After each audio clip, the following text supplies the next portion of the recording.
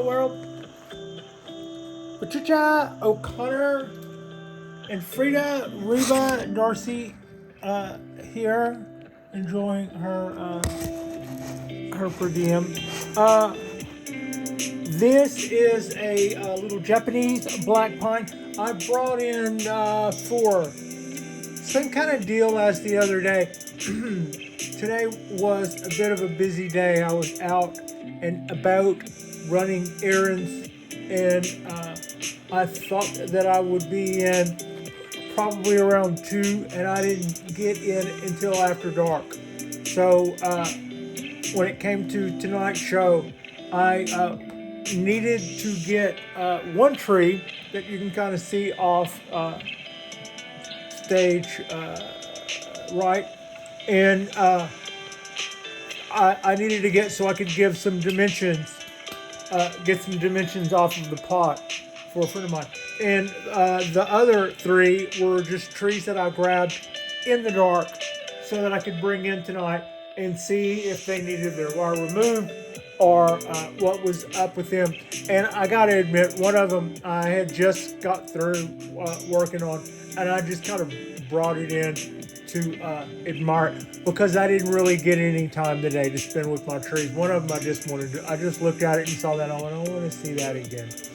So what we're looking at is what tonight's talk is about. This tree is surrounded by smaller underpotted trees whose color look really good. For instance, let me see if I can bring this guy in without really just messing up the show too bad. You can see the color on this little pine, but its plug is just sticking up in there in the air, and the only thing it has to sustain it. Isn't that a beautiful pot? That's one of Elizabeth Christensen's pots. But you can see it's very rightfully underpotted. And when I water that tree once a day, it tends to need watering. And the tree is doing great. It's thriving. Also, its soil mixture is Boon Mix, which means 1-1-1, or 1/3 of, Akadama, lava, and pumice, I believe. So with that going on, that tree has a good mixture, and it has a good amount of soil and the right pot size, and quite a few of my little Japanese black pines looked at good and looked at green. The one that's framed up dead in center is a tree that I especially love. It was not, whereas all of the rest of these were straight little seedlings that I ordered 10s at a time, and their motion is all my doing. This one I bought as a souvenir for my first bonsai exhibition, which happened to be a national show not 6 miles from my house. Very, very fortunate indeed that the first time I went to a major show, it was a major show, and it was in my own backyard, almost literally. So I bought this tree, and this tree was from a local artist who had set up there. A little backstory on the local artist: he was one of 2 people who were actually putting on the Pacific Bonsai exhibition, which was in Oakland and will be again next year. And so it has this tree will always, as long as it is about, and people know, it will always have a tie to Eric at Bonsai, and where I bought it, which was at his and Jonas's show. So that means a lot to me. And when I bought this tree, it was in that pot, in that soil, as potted up by him, and it was in a spiral, and it was would go out of frame. The way I have the camera and the lens size and everything set up now, it would be, picture hands 4 inches above the frame there. It was up there a little ways. No, maybe not that much. I cut about a third of the trunk off, about a third of its height off, and it was already in a spiral, and it already had great motion coming out of the ground, and it already had a wire around it that I thought was about time for it to come off. So after a couple of months of owning it, I did remove that wire, and it was already in this pot. So I haven't repotted it since I've gotten it. What I have done is, like I stated earlier, I cut about a third off of the trunk, and I squished it. I just squished it right on down, and then I think I accentuated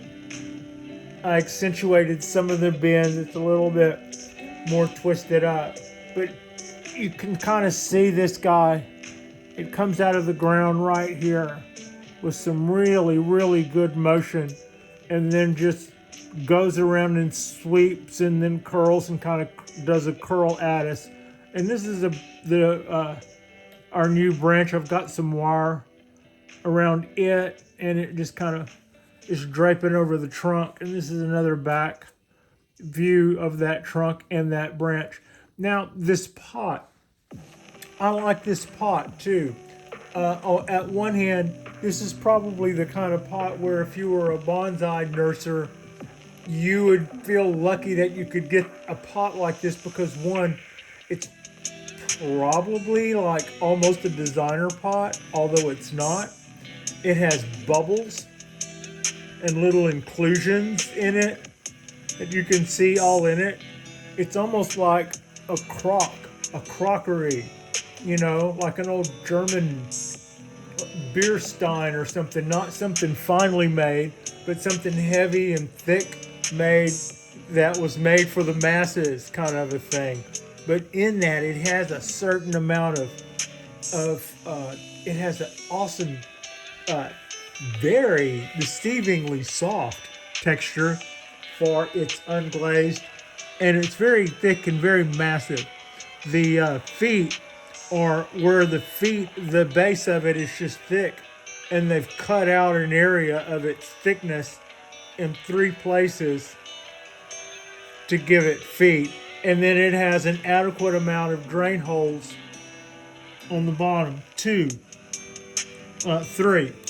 which can also be used to tighten. No, it's got a drain hole in the center and about 4 wire holes on the corner. So about like they normally do them. But I love that little pot. I just see somebody being able to find a potter who makes those in mass and go, yeah, give me 40 of those, and I'll just sell black. They're neat in a wabi-sabi kind of a way, I think. They're not fine by any means, but they look like they're solid and like they look like they could live a long time. So anyway, that's kind of what's going on. And that's just an overall about this little tree. Why are my little underpotted trees brighter, a nicer color? And I'll just tell you, it's not the camera. It's you're not being deceived. The color of this pine, for all of my love for it, is not as good as these others. And I kind of hinted to why that might be. I've got another one on my bench that has a similar light green, whereas all the others around it. These guys all need watering when it comes time for me to water tomorrow. The amount of plug that's out of the ground on this one here, probably on this one here, probably means that it dries out quickly, and then it's underpotted, which is really cool the way that whole thing came about. And the one behind it had a similar deal where it would go through its resources fairly quickly. But this guy was potted by somebody else, and they were a grower, they were a professional. And when they potted that up, they potted it up so that it would look beautiful for resale. And they potted it up with some really fine akadama. At first I thought it probably just had a top dressing of fine akadama, but it looks to me now like it's fine akadama all the way down. And when it comes to that, I love the look and I love the product. But when it comes to using Akadama, all of my trees, I've kind of gone to a boon mix, a third, a third, a third, a third. Either I'll order boon mix or I'll mix some up just with the stuff I have around here. But that's what it ends up being at the end of the day. And I find with that, that's just enough to where it can hold enough water until the next time, and it won't be too dry until then. So what's happening with this guy is in the same pot or in the same drip tray as all the rest of them, and all the rest of them need water every day. So this guy still gets watered, and even days when I say no, it's been wet now for 3 days, it's probably still gets a little bit more water than I want it to even then. And if it has escape roots, which it doesn't currently, that's going to prolong that. So what I worry about Akadama, and not in, I don't know that you would have to worry about, this is just Akadama and Patricia. I can water things on in better time, my ability to water my trees when I'm doing a 1-1-1 mixture when it comes to my black pines, and what it looks like for the same for my ponderosas, which are supposed to take less water, but we're still talking about a confined pot for those guys. So I do hold back a little, but because they're all in plugs too, it's really easy to tell when those guys go from dark to gray. When they start looking gray, gray, like whiskery old gray, then that means that parts of that cube here are starting to dry out, which that's just a really good indicator to water. And that might take a little bit longer than the pines, but not really much. The small pot, even though ponderosas do take less, the small pot is more the defining circumstance when it comes to bonsai trees than ponderosa over black pine. Now, having said that, my large ponderosa does take quite a bit longer to finally go through its water, but it is also in a training pot where there is an abundance of room for the roots to grow, and I well and truly have had to learn to back off on that a little bit, as I need to do with this one.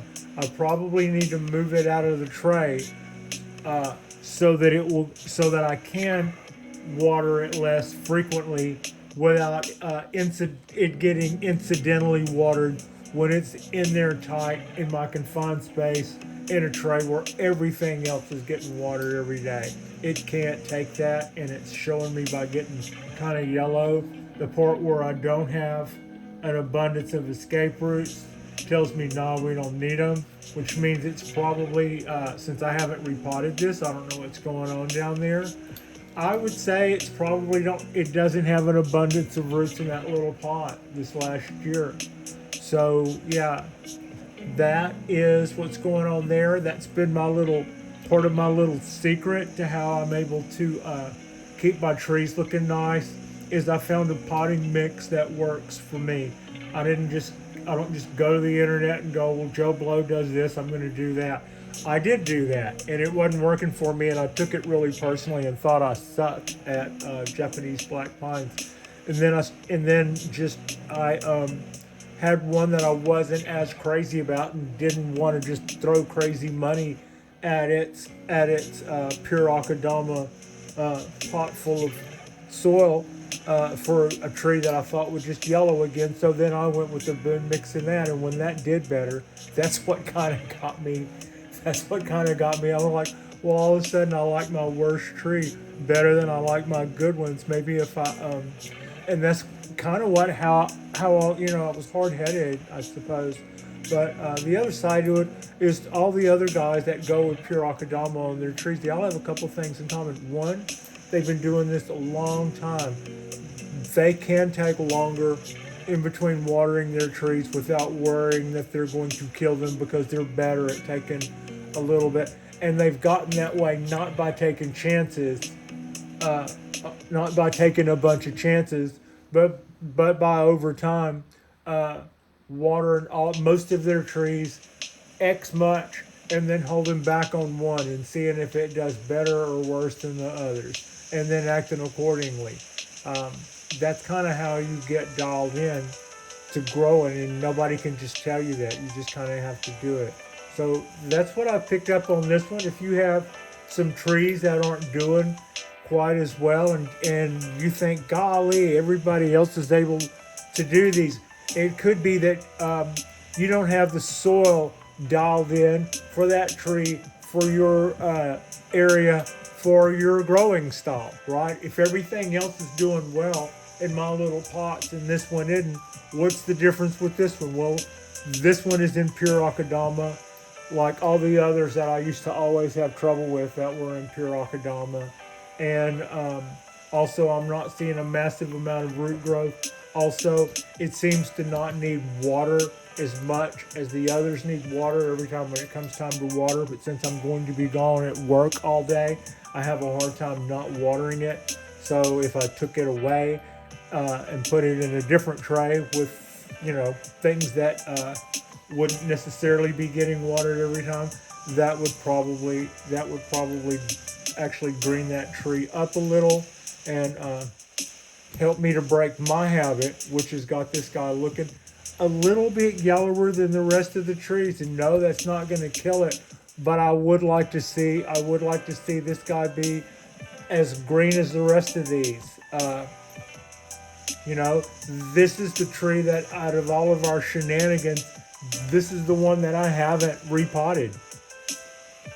This is the one that I've actually just kind of did I kind of cut back our sacrifice branch and then did a final stall to. When it comes to that, I've probably done less to this tree than I have any of the others. It shouldn't be yellow, and that's a direct result of, well, one thing, maybe some of this other stuff that we've been doing to these guys have actually not only been improving their shape, but it causes them to want to back butt, and it causes them to want to swell up in between those. So, we're making them showy, and but yeah, I just thought I would share with you uh, what it means to overwater your trees and not overwater, and look how long this has taken.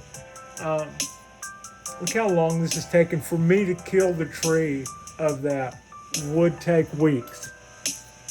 Would take weeks, if not months. But that's what it looks like when you are overwatering a Japanese black pine, and everything else is fine. It doesn't have any pests or bugs, or it hasn't.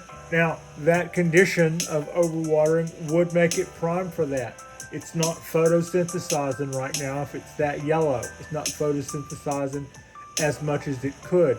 That's why it's yellow. That's also why that's the kind of yellow that a pine can recover from. There are some things when a needle yellows, that's it. It's not going to recover that color back. It will stay there and live or die or whatever for the rest of the season, but it's not going to get better. Whenever one gets overwatered and starts to yellow, it just kind of stops synthesizing, and that kind of makes them go kind of pale and yellow. And whenever they get dried out and recover from that, then the photosynthesis kind of throws its switch. They turn back on, and you will see the needles green back up. So I've even mentioned before that whenever I have a couple of days on and a couple of days off and a couple of days on, when the weather's been hot and I've been worried about them going dry while I was at work, so I would maybe lean towards, I would have my 2 days off to try to dry the trees out. And I can do that. I can take a tree that's maybe not quite that yellow, but a little yellow, and I can have its color looking this good by being on hand, not watering it until it actually needs it, without having to worry about something going wrong whenever I am, whenever I'm at work. I don't want the trees to be dry and sitting there baking in the hot sun. I don't want an unexpected temperature flux or me missing a tree when it comes time to water or something because I'm spazzing out before I go to work, which is what people tend to do. We have lost, I think, 3 trees this year, but those were all overheat issues, and I kind of could see those going in, and kind of told myself, this is not on you. We are ready, and we have done our diligence. The trees that we lost overheat were trees that had already been through a lot this year. One of them had been purchased on an auction and it had been shipped here from Florida. So, something could have happened during shipping and I didn't know it, but the color looked pretty good. It looked like it had a hard time in shipping to me, but the color of the tree still looked pretty good. But 3 days after our heat spell, the tree was down for the count, so that was pretty much cause and effect. It may have been that the trip weakened it, which kind of also goes along with that. We lost, I think we lost a couple of ponderosas. I haven't tossed them yet, but their color looks like they might be, they're just so pale they could already be gone, and you just kind of look at them they don't look this nice. This is a nice looking ponderosa by comparison. They look kind of more like a faded army tint green or something. They got repotted and styled within months of being uppotted for the first time. So that was a couple of little bit, but they were brand new to the game, young and vigorous.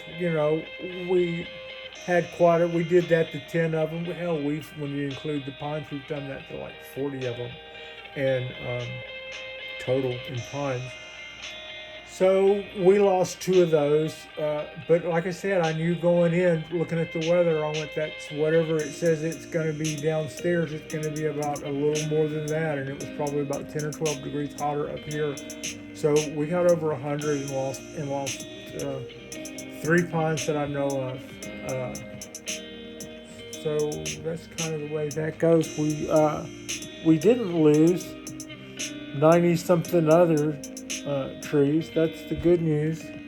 And with every dead bonsai tree comes a free pot. So yeah, like and subscribe if you guys have not already. That was a free bonsai pot. That was another tree just a few months ago. Our next spot will be tomorrow, mañana. We will go out. We'll go out into the sunshine tomorrow on the back. It's supposed to rain more. It has been raining some the last couple of days. They keep promising us rain, and they haven't really been delivering. But it did rain a little today, just a little. I appreciate you, Frida. Appreciate you. That's a good comment, huh? And thank you so much for watching.